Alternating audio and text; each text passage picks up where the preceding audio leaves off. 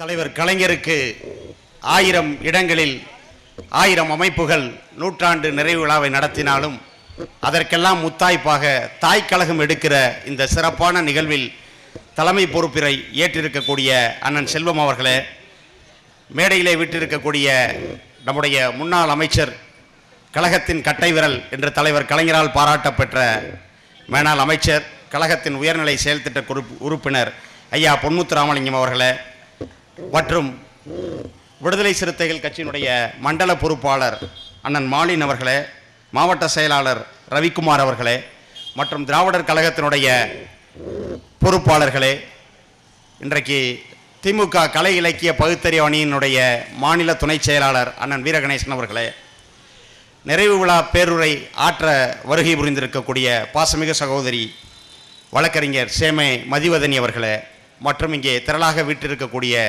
திராவிட முன்னேற்ற கழக, திராவிடர் கழக, திராவிட இயக்க தமிழர் பேரவை உறுப்பினர்களே, உங்கள் அத்துணை பேருக்கு என்னுடைய மாலை நேர வணக்கம். தலைவர் கலைஞர் அவர்கள் நமக்கு வாராது கிடைத்த ஒரு மாபெரும் தலைவர். எதற்காக அவருக்கு இத்துணை விழாக்கள்? அதாவது தலைவர் கலைஞர் அவர்கள் தான் அடிக்கடி சொல்லுவார், ஒரு மனிதனுடைய உண்மையான ஆயுள் என்பது அவன் மறைந்த நாளிலிருந்து கணக்கிடப்பட வேண்டும். ஒருவன் மறைந்த பிறகு அவன் எத்தனை காலம் பேசப்படுகிறானோ அதுதான் அவனுடைய வயது அப்படின்னு சொல்லுவார் தலைவர். தலைவரை 2018 ஆகஸ்ட் 6ஆம் தேதி வரை தூற்றி கொண்டிருந்தவர்கள் 2018 ஆகஸ்ட் 7ஆம் தேதியிலிருந்து தலைவரை பற்றி பேச தொடங்கினார்கள். அதுதான் தலைவர் கலைஞருடைய மிகப்பெரிய வெற்றி. நாம் பேசுவது மட்டுமல்ல, அதேபோல் இன்றைக்கு தாய் கழகம் எடுக்கிற விழாவிலே நாம் பேச வேண்டிய சில செய்திகள் இருக்கிறது. அதை மட்டும் நான் சொல்ல ஆசைப்படுகிறேன்.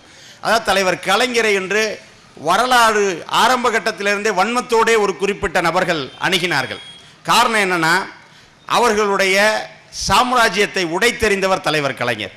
எதெல்லாம் அவர்களுடைய வெற்றியாக, எதெல்லாம் அவர்களுக்கு ஆயுதமாக இருந்ததோ அதை அனைத்தையும் முனைமுழுங்க செய்தவர் தலைவர் கலைஞர். ஏன்னா எப்போதுமே நம்முடைய இணை எதிரிகள் என்ன நினைப்பார்கள் என்றால், அந்தந்த தலைவரோடு இந்த இயக்கத்தை அழித்து விடலாம் அப்படின்னு நினைப்பாங்க. தந்தை பெரியாரோடு இது முடிந்து போகும், அடுத்து நம்ம இந்த மண்ணுக்குள் கால் வைத்து விடலாம் என்று நினைத்தார்கள். ஏன்னா பேரறிஞர் அண்ணா அதை பெரியாருக்கு முன்பே போய்விட்டார், அவ்வளோதான் அப்படின்னு. ஆனால் தலைவர் கலைஞரும் நம்முடைய மாண்புமிகு ஆசிரியர் அவர்களும் இருந்தார்கள். அதே போல் தலைவர் கலைஞரோடு முடிச்சிடலாம் அப்படின்னு நினச்சாங்க. தளபதி வந்தார். எப்படி வந்தார் அப்படின்னா, ஆரியர்கள் அலறுகிற அளவுக்கு வந்தார். ஸ்டாலின் இஸ் மோர் டேஞ்சரஸ் தேன் கருணாநிதி அப்படின்னு சொல்லி அவன் வாய் விட்டே கதறினான். தலைவர் காலத்தில் கூட ஊம குத்தாதான் குத்தினார். ஆனால் தளபதி வாய் விட்டு அவர்களை கதற வைத்து விட்டார். அடுத்து வந்த நம்முடைய அண்ணன் உதயநிதி என்ன செஞ்சார்னா, தமிழ்நாட்டில் இருக்க மட்டுமல்ல, ஒட்டுமொத்த இந்தியாவையே அவர் பேசிய சனாதன ஒழிப்பு அந்த ஒற்றை உரை பார்த்தீங்கன்னா ஒட்டுமொத்த இந்தியாவையும் சென்றடைந்தது. அதனால் தான் இன்றைக்கு நாடாளுமன்றத்திலும் வாழ்க உதயநிதி அப்படிங்கிற முழக்கம் இன்றைக்கு எதிரொலிக்கிற அளவுக்கு ஒரு மிகப்பெரிய ஒரு சாதனையை நம்முடைய இந்த திராவிட இயக்கம் தொடர்ந்து செய்து கொண்டிருக்கிறது.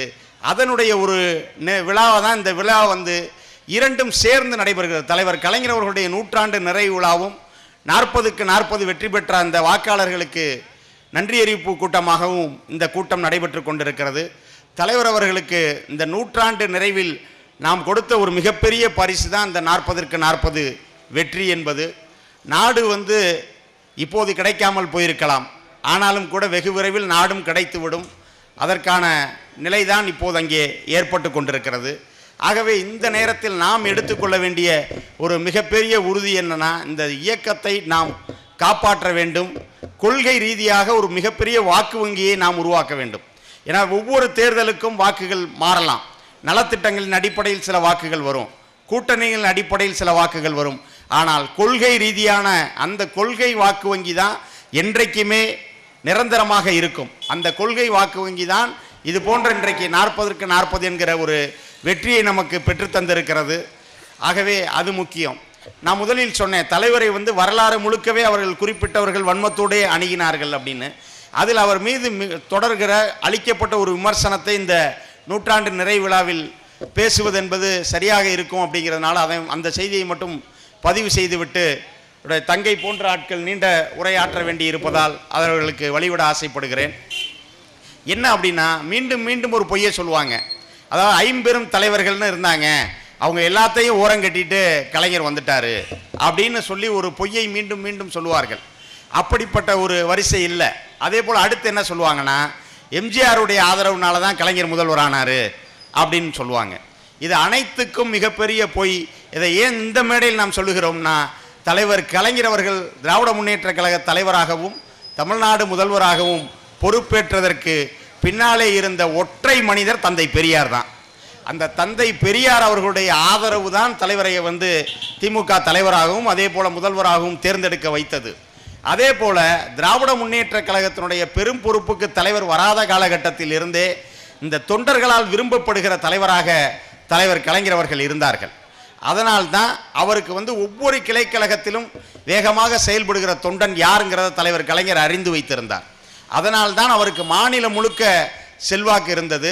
அவர் எப்படி ஒவ்வொரு தூரமும் அந்தந்த பகுதியில் இருக்கக்கூடிய தொண்டர்களை தெரிந்து வைத்திருந்தார் அப்படிங்கிறதுக்கு ஒரு சின்ன உதாரணம் மட்டும்தான். 1967 தேர்தல் களம். ராமநாதபுரம் தொகுதியில் போட்டியிடுவதற்கு வேட்பாளரே இல்லை என்று அன்றைய முகவை மாவட்ட கழக செயலாளர் ஐயா SS தென்னரசு அண்ணாட்ட சொல்லிக்கிட்டு இருக்கார்.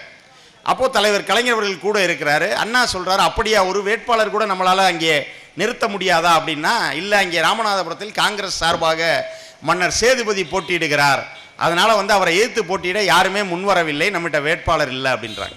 அப்போ அண்ணா சொல்கிறார், சரி, அப்போ அந்த இடத்துல நம்ம புறக்கணிச்சிருவோம், வேட்பாளர் நிறுத்த வேண்டாம் அப்படின்னு சொல்கிறார். உடனிருந்த தலைவர் கலைஞர் சொல்கிறாரு, நாம் ஆட்சியை பிடிக்க போகிறோம்னு நம்ம பேசிக்கிட்டு இருக்கோம், 234 தொகுதியிலே நம்முடைய கூட்டணி நிற்கிறது, ஒரு இடத்துல நம்ம நிற்கலை அப்படின்னா அதுவே நாம் தோல்வியை ஒப்புக்கொண்டதாகிவிடும், அதனால் கண்டிப்பாக அங்கே நிற்கணும் அப்படின்னு சொல்கிறார். அப்போ அண்ணா சொல்கிறார், வேட்பாளர் இல்லையே, என்ன செய்கிறது அப்படின்னு சொன்ன உடனே கலைஞர் தென்னரசை பாட்டு ஒரு கேள்வி கேட்கிறார். அங்கே தங்கப்பன் இருப்பாரே, அவரை நிறுத்தலாமே அப்படின்னு சொல்கிறார். அந்த தங்கப்பன் யாருன்னா, அரண்மனை வாசலில் குதிரை வண்டி ஓட்டுபவர். அண்ணா கேட்குறார், யார் அந்த தங்கப்பண்ண? உடனே அரண்மனை வாசலில் குதிரை வண்டி ஓட்டுறவர் அப்படின்னு சொல்கிறார். அப்போ உடனே அண்ணா வேடிக்கையாக கேட்குறாரு, ராஜாவை வைத்து நிப்பாட்டுறதுக்கு ராஜா வேஷம் போடுறவங்க கூட கிடைக்கலையா, ஒரு குதிரை வண்டிக்காரனை வச்சு ராஜாவை ஜெயிக்க முடியுமா அப்படின்னு கேட்குறார். தங்கப்பனை வேட்பாளராக அறிவியுங்கள், அவரை வெற்றி பெற வைப்பது என்னுடைய பொறுப்பு அப்படின்றார் தலைவர் கலைஞர். தேர்தல் களம் நடந்துக்கிட்டு இருக்கு, தலைவர் சைதாப்பேட்டையில் போட்டிடுறார். ஆனாலும் கூட நான் ராமநாதபுரத்துக்கு பிரச்சாரத்துக்கு வர்றேன் அப்படின்னு சொல்லிடுறார், தேதி ஒதுக்கிறார். அங்கே என்ன நிலவரம்ன்றதை கேட்டுறாரு. குதிரை வண்டிக்காரன் தானே வேட்பாளராக நிற்கிறார் என்பதற்காக என்ன செய்கிறாருன்னா, ராஜா ஓட்டு கேட்கவே போல, அரண்மனைக்குள்ளேயே இருக்கார், ஒரு மமதையில் இருக்கார். தலைவர் அங்கே போய் மைக்கை பிடிச்ச உடனே பேசுகிறாரு, ஜனநாயகத்தில் இன்னும் யாரும் மன்னர்கள்லாம் இல்லை, மக்கள் தான் மன்னர்கள். இந்த நேரத்தில் ஓட்டு கேட்டு கூட உங்களை சந்திக்காதவர் உங்களுக்கு நாளைக்கு உங்களுடைய தேவைகளை நிறைவு செய்வாரா? நீங்கள் போய் அரண்மனைக்குள்ளே போய் அவரை அணுக முடியுமா? ஆனால் அதே தங்கப்பன் அரண்மனை வாசலில் தான் இருப்பார், எப்போ வேணாலும் நீங்கள் அவரை கையை பிடிச்சி நீங்கள் அவர்கிட்ட என்ன வேணும்னு கேட்கலாம் அப்படின்னு சொல்கிறாரு. அந்த பரப்புரை எடுபட்டது, வெற்றி தங்கப்பனுக்கு கிடைத்தது. அப்போது இப்படிப்பட்ட தங்கப்பன்கள் தான் 234 தொகுதியிலையும் அன்றைக்கு திமுக வென்ற 138 இடங்களையும் வந்தார்கள். அதனால் தான் தலைவர் கலைஞர் தேர்ந்தெடுக்கப்பட்டார். அப்போ அவர் தேர்ந்தெடுக்கப்பட்டதற்கு பிறகு மிகப்பெரிய ஒரு சோதனை நெருக்கடி காலநிலை. அந்த நெருக்கடி நிலையையும் அவர் வென்றெடுக்கிறார். 13 ஆண்டு கால தொடர் வனவாசம், அதற்கு பிறகும் ஆட்சியை அவர் பிடிக்கிறார். இப்படி கால ஓட்டத்தில் அவருடைய வார்த்தைகளே சொல்லுவதாக இருந்தால், நான் தென்றலை தீண்டியதில்லை, தீயை தாண்டி இருக்கிறேன்னு சொன்னார் இல்லையா, அப்படி வாழ்ந்து மறைந்த மனிதர் தான் நம்முடைய தலைவர் கலைஞர். ஆகவே அவருக்கு இந்த நூற்றாண்டு நிறைவு விழா தாய்க்கழகம் எடுக்கிற இந்த நேரத்திலே நாம் அனைவரும் எடுக்க வேண்டிய சூளுரை என்னவென்று சொன்னால், தளபதி அவர்கள் குறிப்பிட்டிருப்பதைப் போல எப்படி இந்த 40க்கு 40 நாம் வென்றோமோ, அதை போல 2026 சட்டமன்ற தேர்தலில் 200 இடங்களுக்கு அதிகமாக வெற்றி பெற வேண்டும் என்று தளபதி அவர்கள் இலக்கை நிர்ணயித்திருக்கிறார். 200 இடங்கள் மட்டுமல்ல, அதுலேயும் ஒரு மிகப்பெரிய ஒரு இது இருக்குது. இன்றைக்கு வரைக்கும் அதிக இடங்களோடு பெற்ற வெற்றி அப்படிங்கிற தலைவர் கலைஞருடைய சாதனை தான். 1971 தேர்தலில் 183 இடங்களை திராவிட முன்னேற்ற கழகம் பெற்றது. அப்போது அத்தனை பேரும் ஒன்றாக நின்றார்கள். இப்போது எப்படி அயோத்தி ராமரை தேர்தல் ஆயுதமாக பாஜக பயன்படுத்தியதோ அதே போல் அப்போதையும் ராமரை ஆயுதமாக பயன்படுத்தினார்கள். ராமர் அந்த பக்கம் நின்றார், ராமசாமி நம்முடைய தலைவர் ஈரோட்டு பெரியார் இந்த பக்கம் நின்றார், நாம் தான் வென்றோம். அந்த தலைவருடைய சாதனையை தளபதி முறியடிப்பது, அதற்கு நாம் துணை நிற்க வேண்டும் என்று இந்த நூற்றாண்டு நிறைவு விழாவிலே சூளுரை ஏற்று வாய்ப்புக்கு நன்றி பாராட்டி விடைபெறுகிறேன். நன்றி, வணக்கம்.